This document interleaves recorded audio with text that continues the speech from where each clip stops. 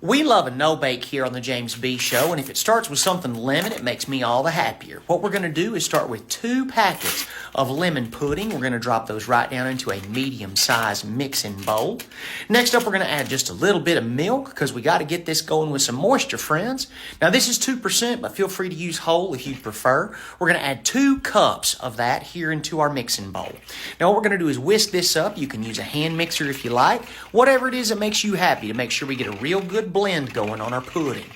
Whenever we finish mixing that up, we're going to set it aside for just a minute to let it set for just a second while we get the rest of this done.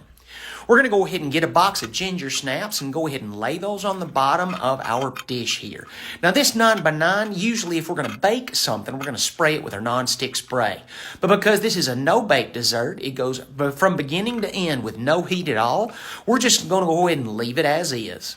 Now you see how I'm stacking these ginger snaps? They go in between each other all the way around, and then we got one layer that goes up the sides of our dish here, just to make sure we've got a little bit of crust going all the way up the sides and all the way to every side and corner as we make it.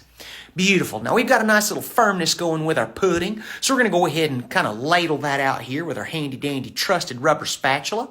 Be careful with this, okay, because there's nothing holding our cookies together. Our ginger snaps are still completely loose, so they can get on the run and get away from you if you're not careful. So just go ahead and put that pudding in there just as gently as you possibly can. Once you get it all divvied up, you go ahead and kind of smear that to the corners and the edges just to make sure we got good coverage. Next, we're going to take an entire giant container of blueberries, wash them real good, and just sprinkle those all over the top. Look at that gorgeous coverage. Wonderful. Now, next up, we've got another layer of this beautifulness. We're going to take an entire 8-ounce package of cream cheese. You can use Philadelphia or the store brand. Don't make no never mind to me.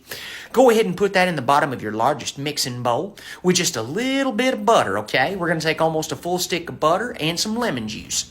The butter we're going to nuke for about 45 seconds to make sure it gets completely liquefied. Add just a little bit of lemon juice to it just to make sure we got some citrus to hold it all together and give us a little tart for all the sweet.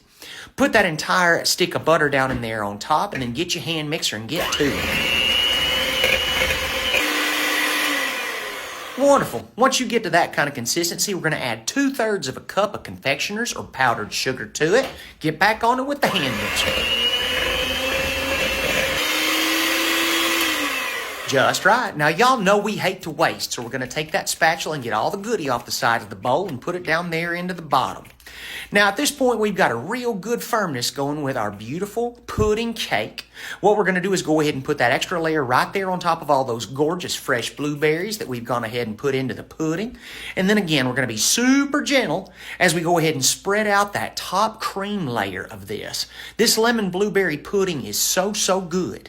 Now, what we're going to do whenever we get all that spread to the corners and the sides, we're going to put it into the fridge for about half an hour to 45 minutes, letting that pudding soak into the ginger snaps just to give them a little bit of a moisture, kind of a squish to it, because everybody knows that the best part of this is the crust. So now then, it's been there for about 45 minutes. We're going to go ahead and get our spatula out and dip out us a serving because it is time to eat, y'all. Now, it's real easy to do something like this in no time flat. Didn't take no time to mix it all up.